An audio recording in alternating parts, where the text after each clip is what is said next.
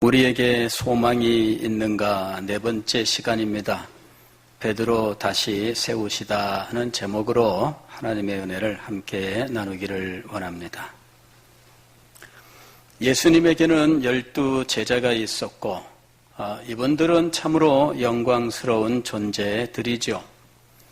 요한계시록 21장을 보면 새 하늘과 새 땅이 이루어지고 하늘에서 새 예루살렘이 내려오는데 이 새 예루살렘을 가리켜서 신부 곧 어린 양의 아내라고 지칭을 해요. 천사가 요한을 높은 산으로 데리고 올라가서 하늘에서 내려오는 새 예루살렘을 보이면서 보라, 내가 신부 곧 어린 양의 아내를 네게 보이리라. 이 성은 동서남북 사방에 문이 3개씩 있는 성이었고, 그리고 동서남북 사방에 기초석 12개가 있는 아주 큰 규모의 성이었습니다. 그런데 이 문은 진주 1개를 가지고 문 하나를 만들었어요. 그리고 진주가 얼마나 크면, 그죠? 예. 제가 중국에 가서 이제 그 관광 가면, 단체 관광 가면은 꼭 이렇게 들르는 이런 데가 있습니다. 거기는 마침 진주 양식하는 지역이라서 진주 판매하는 곳으로 데리고 갔어요. 이따만한 진주들. 그런데 제가 어릴 때 가지고 놀던 구슬 있잖아요. 그 구슬 정도 되는 거면 굉장히 비싼 거더라고요. 예. 그런 정도의 구슬로 목걸이 하나 만들면은 이거는 엄청난 금액입니다. 그래서 가서 구경만 하고 구경 한번 잘했네. 그리고 왔습니다. 그런데 문 하나가 진주 하나를 가지고 만들었다. 그러면 도대체 그 진주는 어느 정도의 값을 가질까요? 상상 부럽니다. 상상 부러워요. 근데 이런 진주 12개를 가지고 12문을 만들었다는 거죠. 그러니 그 새 예루살렘 성의 화려함이란 이루 말할 수가 없는 거예요. 그런데 그 12문에는 구약 이스라엘 12지파의 이름이 기록되어 있었습니다. 또 12기초석이 있었는데 이 기초석은 12가지 보석으로 꾸며졌어요. 그런데 이 보석으로 꾸며놓은 기초석에 이름이 기록되어 있었는데 예수님의 12제자였던 것이죠. 자, 이 새 예루살렘은 도대체 무엇일까? 이것은 신약과 구약의 모든 하나님의 백성들을 상징하고 있는 거예요. 즉, 신구약의 모든 하나님의 백성들의 전체로서 교회를 의미하고 있는 거죠. 이 거룩한 교회, 궁극적으로 하나님께서 이 세상을 전적으로 새롭게 하실 때, 그때 그 새하늘과 새 땅에 존재하는 하나님의 교회를 가리키고 있는 거예요. 그런데 이 교회의 문은 이스라엘 12지파요, 기초석은 예수님의 12제자라는 것이죠. 얼마나 영광스러운 지위인지.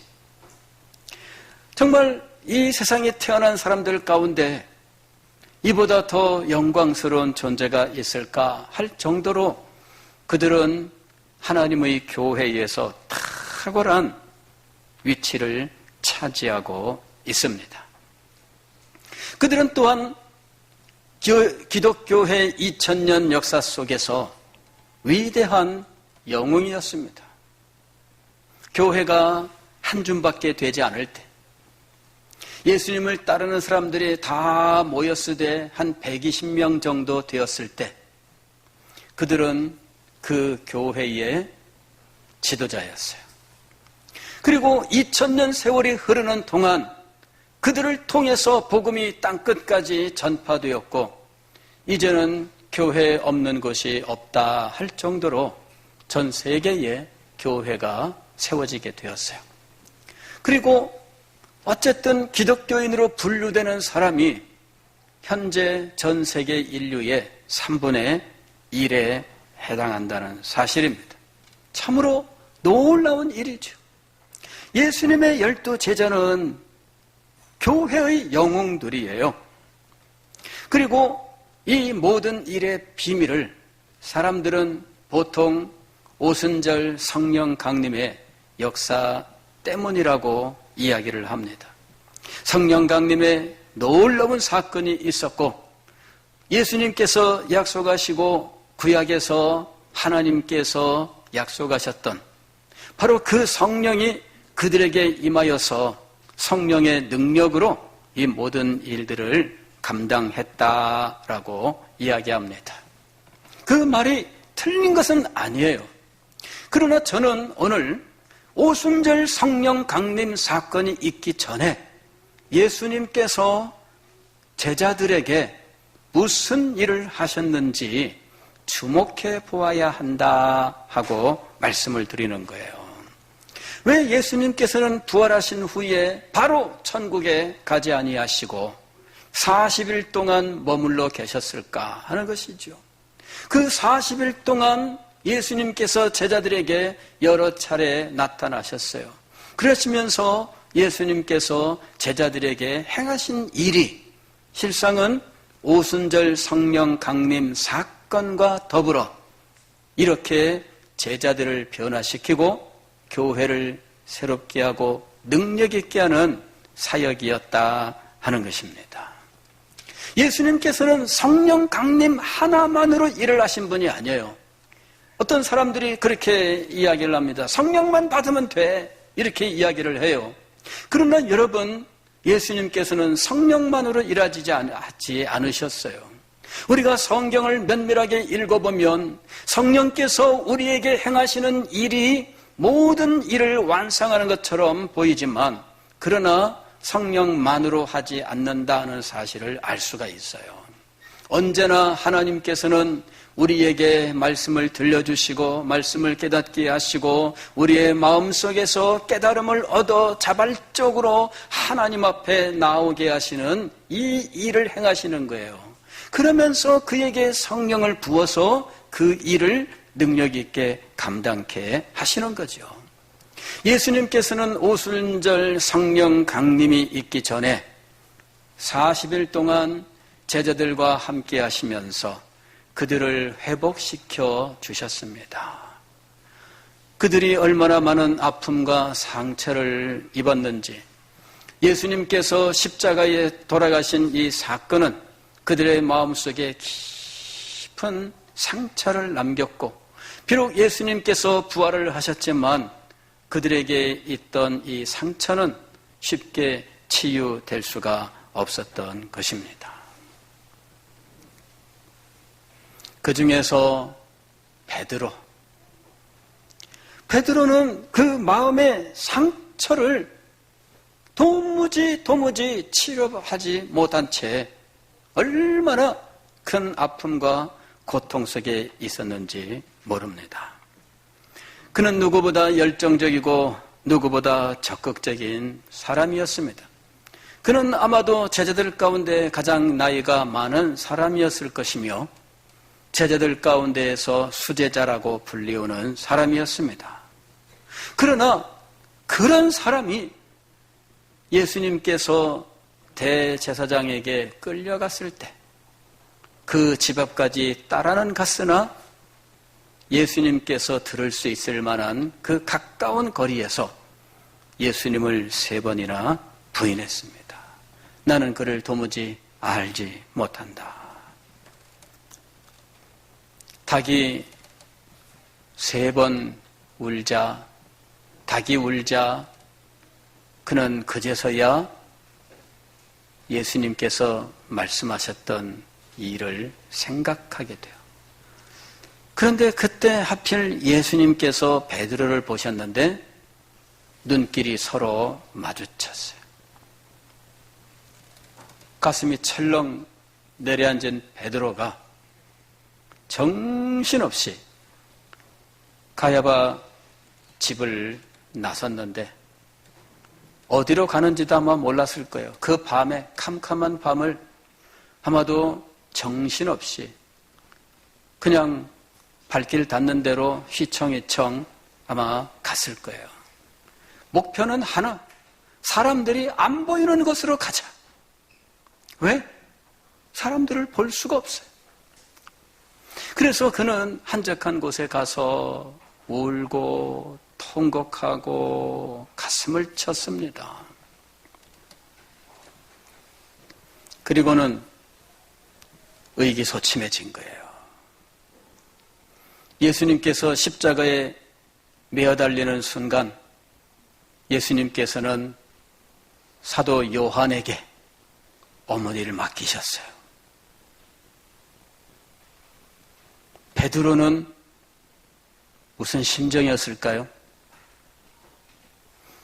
아마도 그런 일이라면 당연히 자기가 해야 될 거라고 생각하지 않았겠어요? 그런데 우리 주님께서는 요한에게 그 일을 맡기셨어요.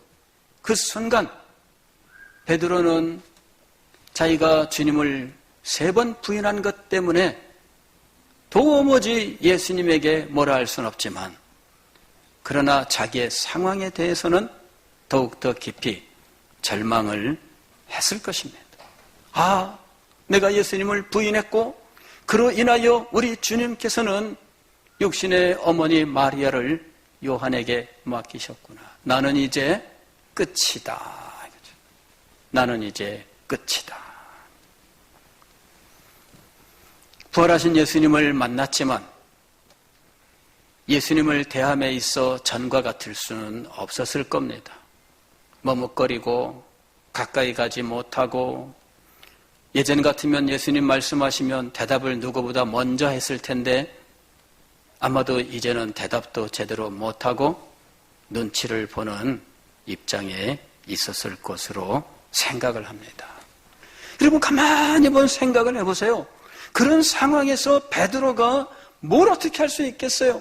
자기의 마음속에 계속해서 자기에 대한 자책이 일어나고 있는데 우리 주님 앞에 예전 같으면은 가볍게 무슨 우스갯소리라도 던졌겠지만 이제는 그런 말도 할 수가 없어요. 부활하신 예수님을 만난 후에 더욱더 힘을 잃은 베드로를 우리는 충분히 생각할 수 있습니다. 그는 다른 제자들에게 나는 갈릴리로 가서 고기잡이나 다시 시작하려고 한다. 그랬더니 다른 제자들도 같이 가자 이래가지고 우르르 몰려왔는데 한날은 배를 몰고 바다로 나갔어요. 밤새도록 그물을 던졌는데 허탕을 치고 있었습니다. 마침 바닷가에 한 분이 서서 고기를 잡은 것이 있는가 묻습니다. 밤새 수고했지만 못 잡았다고 대답을 해요. 그러면 배 오른편에 그물을 던지라 이렇게 얘기를 합니다. 그래서 배 오른편에 그물을 던졌더니 이번에는요 그물이 찢어질 만큼 아주 많이 잡혔어요. 그제서야 제자들이 그 갈릴리 호숫가에 서 계셨던 분이 누구신지 짐작할 수 있었던 거죠. 주님이시다. 얼른 베드로가 배에서 겉옷을 들고 걸치고 물에 뛰어들어요. 예수님에게 얼른 달려나오죠. 그리고 제자들은 그 그물을 건져서 왔더니 큰 물고기가 153마리가 있었더라. 굉장한 겁니다, 여러분. 예.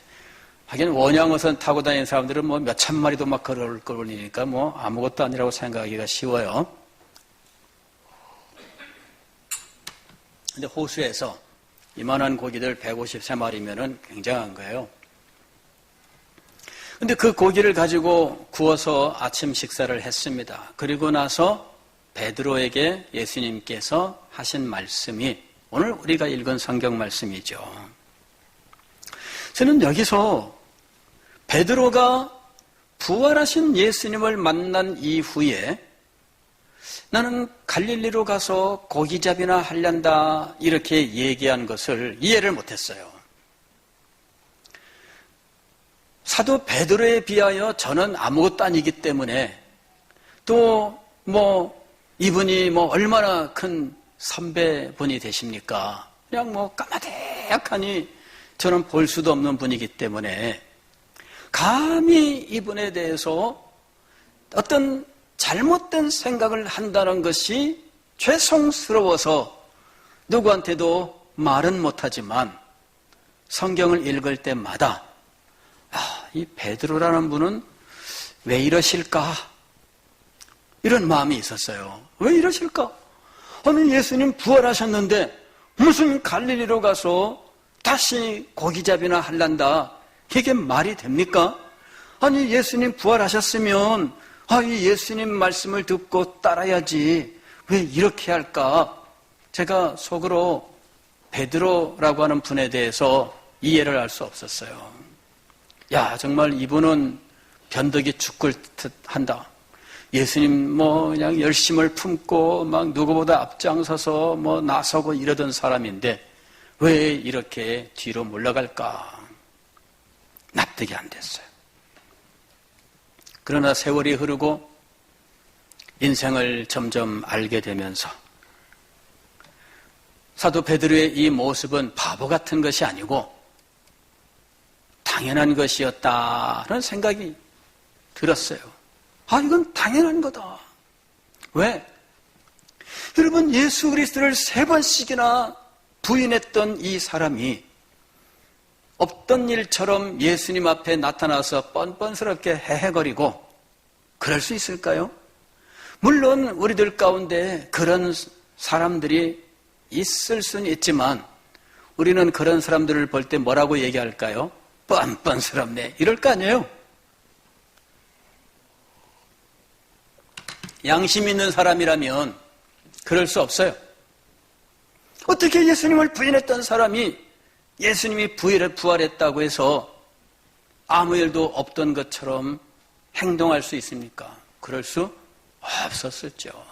당연한 거예요. 자기 마음 속에 자기도 자기를 용납할 수 없는 상태가 된 겁니다. 자꾸만 움츠러들어요. 예수님 멀리서 모습만 보여도 철렁철렁하고요. 제자들이 예수님 가까이 나아갈 때 예전 같으면 자기가 제일 앞장서서 갔을 텐데 이제는 다른 사람 뒤에 숨어서 갔을 거라고 생각을 해요. 그렇지 않겠습니까, 여러분? 자신이 밉고 자신이 추하고 자신이 바보 같고 이런 마음이 베드로에게 있어서 자포자기의 심정이 되었을 것으로 생각을 해요. 어릴 때는 베드로가 나는 갈릴리로 가서 다시 고기잡이나 할란다 하고 이야기한 그것이 이해가 안 됐어요. 바보 같았어요. 베드로 정말 왜 이렇게 이상하게 행동할까 그리 생각했어요. 그러나 나중에 세월이 흐르면서 베드로의 그 심정, 그의 상황이 이해가 됐어요. 베드로는 그랬구나. 자기를 용납하지 못하고 있구나.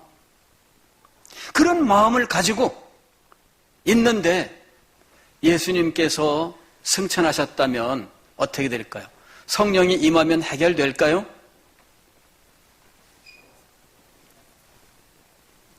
왜 우리에게 말씀이 임하고 왜 우리에게 가르침이 있고 왜 우리에게 자세하게 풀어주는 일이 있고 왜 우리에게 이렇게 설득하는 일이 필요한가 하는 것이지요.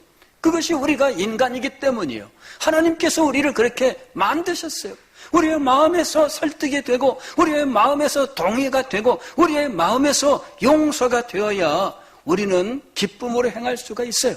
그럴 때 성령이 임하셔야 그가 하나님의 일을 하는 것이지, 하나님 앞에서 이런 내 마음의 것들 하나도 해결하지 않고 그저 성령만 받으면 된다고 생각한다면 어리석은 거예요.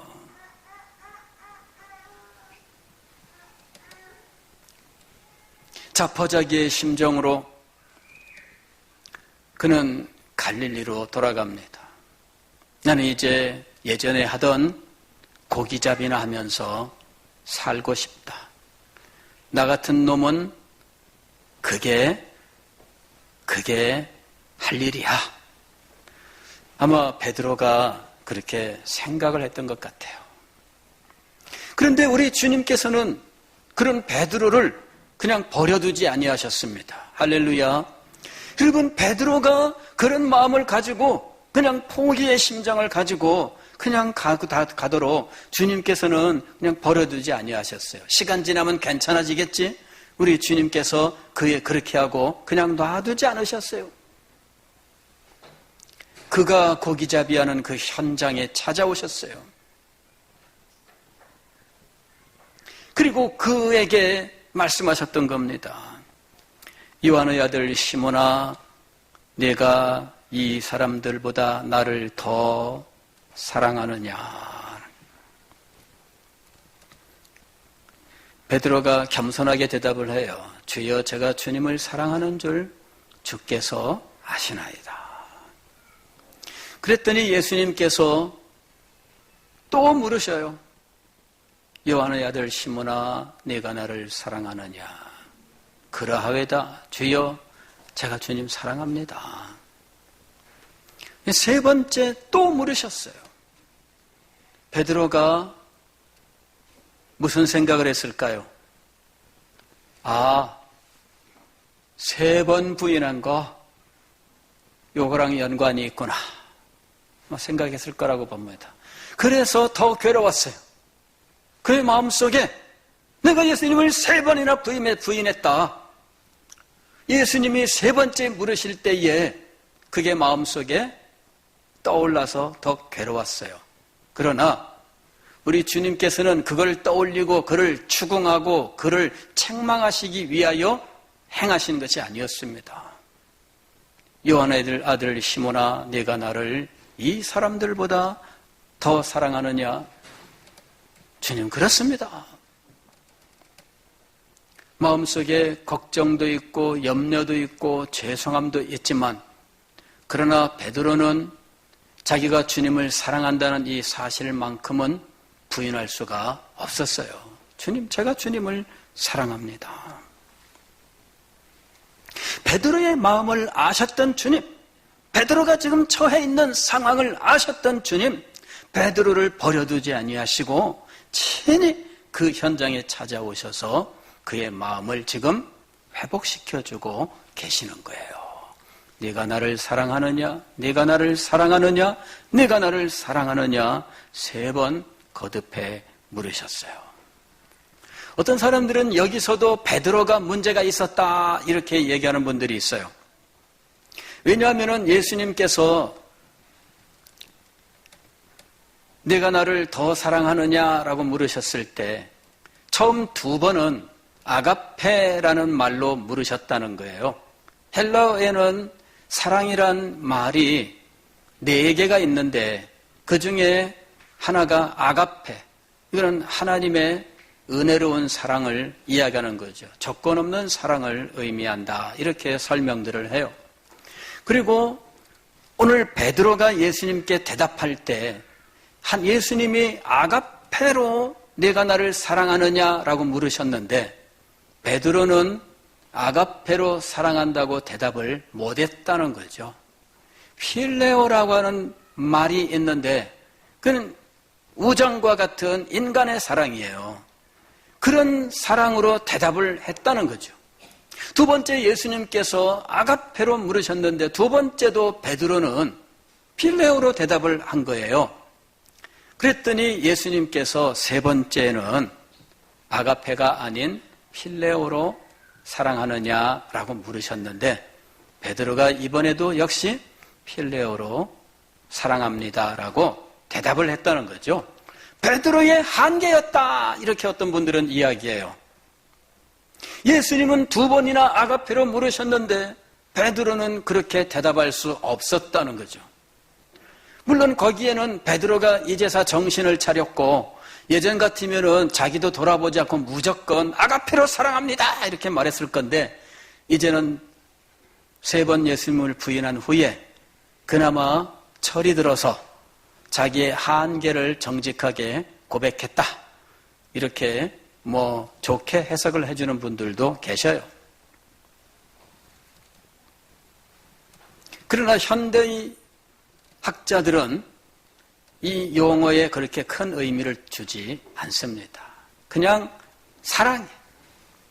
거기에 무슨 아가페는 무슨 사랑이고 필레오는 무슨 사랑이고 에로스는 무슨 사랑이고 하면서 무슨 그렇게까지 복잡하게 그런 의미가 있는 것도 아니고 그런 의미를 억지로 여기다 넣을 필요도 없다. 그냥 사랑 하나다는 거죠. 사랑 하나. 여기서 초점은 무엇에 있느냐 하면 사랑이에요. 사랑. 내가 나를 사랑하느냐. 베드로가 예수님을 3번 부인한 것은 그의 생애에서 지울 수 없죠. 그건 엄연히 존재하는 거예요. 그건 언제까지나 남는 일입니다. 그거는 아무리 없애려고 해야 없앨 수 없는 거예요. 그러나 문제는 뭐예요? 베드로가 여전히 우리 주님을 사랑하고 있다는 거예요. 내가 예수님을 부인한 것도 맞아요. 그것 때문에 내가 괴로워하고 있는 것도 맞아요. 그러나 내가 우리 주님을 사랑하고 있는 것도 맞아요. 주님께서는 베드로에게 이렇게 말씀하신 겁니다. 그러면 된 거야. 그러면 된 거야. 물러나지 마. 네가 나를 사랑하냐? 예, 맞습니다. 그러면 됐어.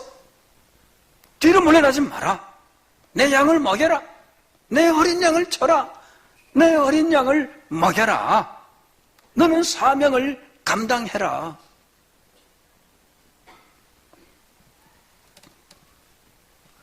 베드로가 예수님을 누구보다 더 사랑한다고 하는 사실은 그의 행동을 통해서 증명되고 있었습니다. 예수님께서 부활하신 그날 새벽에 여인들이 와서 예수님의 무덤 문이 열렸고 시신이 안 보이는데 예수님 어떻게 된 건지 부활하셨다는 말도 있고 그래서 이 무덤을 향해서 달려가요. 누구보다 먼저 달려가요. 그런데 베드로보다 더 빨리 달려간 사람이 있어요. 그러나 몸은 뒤처질지 모르지만 마음은 뒤처질 수가 없어요. 요한이 앞서 달려갔지만 그러나 베드로는 정말 예수님께 대한 그 마음을 가지고 죽을 힘을 다해서 무덤으로 달려갔어요. 그리고는 숨을 다 가라앉히기도 전에 예수님 시신 모셨던 그 현장으로 속히 달려 들어갑니다. 베드로 예수님께 대한 마음, 이거는 누구한테 양보할 수 없어요.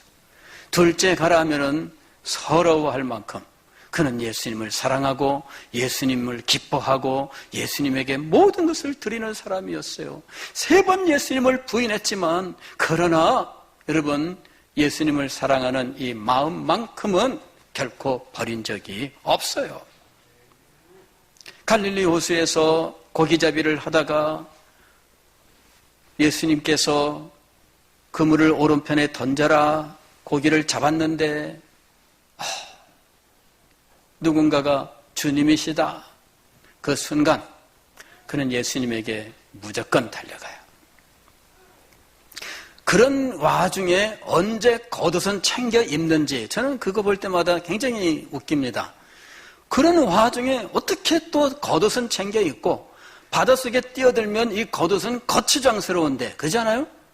오히려 입었던 옷이라도 벗어야 이게 물속에 뛰어들면 괜찮은데, 아니 겉옷까지 걸치고 그 정신에 물속에서 겉옷 걸치고 허우적거리면서 이래가지고 나와서 예수님께 정신이 달려왔어요.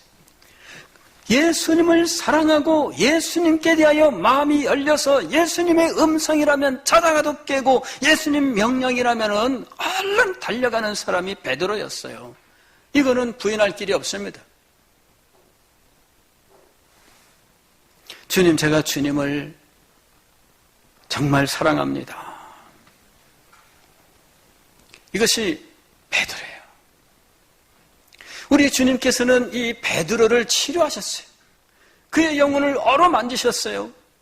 그리고 그를 가르치시고 깨우치셔서 오순절 성령 강림 사건이 있기 전에 그가 교회의 지도자로 설 수 있게 하셨던 거예요.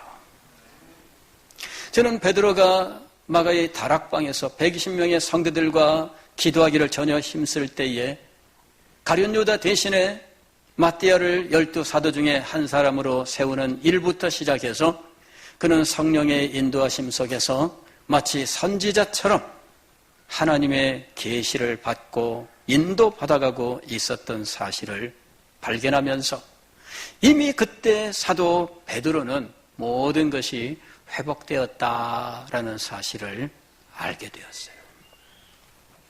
베드로는 회복이 되었어요. 낙심했던 사람입니다. 자포자기했던 사람입니다. 주님 앞에 나서지 못한 채 다른 제자들의 뒤에 숨어 있었던 사람입니다. 예전에는 주님께 말도 제대로 쉽게 던졌지만 이제는 말 한마디도 못한 채 눈치 보던 사람입니다. 그러나 주님께서는 그를 사랑하셨습니다. 그리고 그를 회복시키셨어요. 네가 나를 사랑하지 않냐? 그럼 된 거야.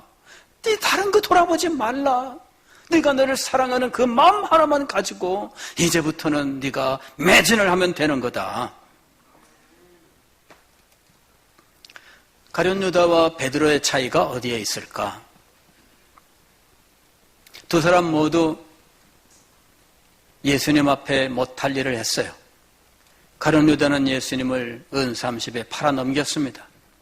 베드로는 예수님 앞에서 3번 모른다고 부인을 했어요. 두 사람 다 절망했습니다. 두 사람 다 자포자기했습니다. 그러나 이 두 사람의 차이는 어디에 있을까요?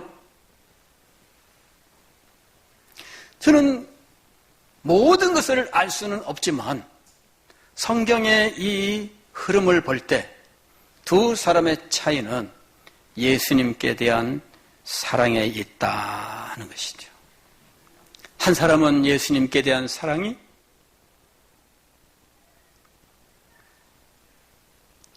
여전했어요. 그러나 한 사람은 예수님께 대한 사랑으로 행하는 것이 아니라 자기 사랑을 하다 좌절하고 넘어지게 된 거예요. 저는 이 두 사람의 차이는 뭐 얼굴도 아니고 학식도 아니고 무슨 배경도 아니고 다른 아무것도 아니에요. 예수님께 대한 사랑에서 차이가 났다는 거예요. 그래서 한 사람은 자진하여 죽고 한 사람은 회복되었던 거예요. 예수님께 대한 사랑이 살아있던 베드로는 살아났고 회복되었고 모든 일을 다시금 시작하고 이 위대한 하나님의 종으로서 설 수 있었지만 그러나 하나님께 대한 그리스도께 대한 사랑이 없었던 가룟 유다는 절망 속에서 자진하여 멸망으로 떨어지고 말았던 것이죠. 사도 바울은 후에 이렇게 자기의 상황을 고백합니다. 주님의 사랑이 나를 강권하시는도다. 주님의 사랑이 나를 강권하시는도다. 주의 사랑이란 이 말이 주님께서 바울을 사랑하시는 사랑인지 바울이 주님을 사랑하는 사랑인지는 우리가 문맥을 아무리 읽어봐도 확정 짓기는 어려워요. 아마도 두 개가 다 있을 것이라고 봅니다. 주님께서 나를 사랑하시고 내가 주님을 사랑하는 이 사랑 속에서 우리는 주님께서 우리에게 주시는 일들을 감당하는 거예요. 사랑이 없으면 우리는 아무것도 할 수 없어요. 우리가 행하는 일에 무슨 기쁨이 있으며 무슨 즐거움이 있겠습니까? 사랑이 없으면 아무런 즐거움이 없어요. 사랑이 없으면 회복될 수 없습니다. 그래서 예수님께서 마가의 다락방 성찬을 행하시던 그 밤 대제사장적 기도를 드리시던 바로 그 전에 너희는 서로 사랑하라, 사랑의 계명을 주셨어요. 새 계명을 너희에게 주노니 너희는 서로 사랑하라. 사랑이 새 계명이다, 이렇게 말씀하신 거예요. 사랑하는 성도 여러분, 우리에게 소망이 있을까요? 우리의 상황, 우리의 환경을 보고 소망을 이야기해서는 안 됩니다. 하나님을 보고 하나님께 대한 사랑이 내 마음속에 살아있는지, 구주 예수 그리스도께 대한 사랑이 우리에게 있는지, 우리에게 사랑이 있다면 소망이 있습니다. 우리가 하나님을 사랑한다면 소망이 있습니다. 우리가 예수 그리스도를 사랑한다면 소망이 있습니다. 우리가 교회를 사랑한다면 소망이 있습니다. 주님께서 우리를 다시 부르시고 우리를 세우시고 우리를 힘있게 하시고 우리에게 주의 성령을 부으시며 이 시대를 살리는 영광스러운 일을 감당케 하실 줄 믿습니다.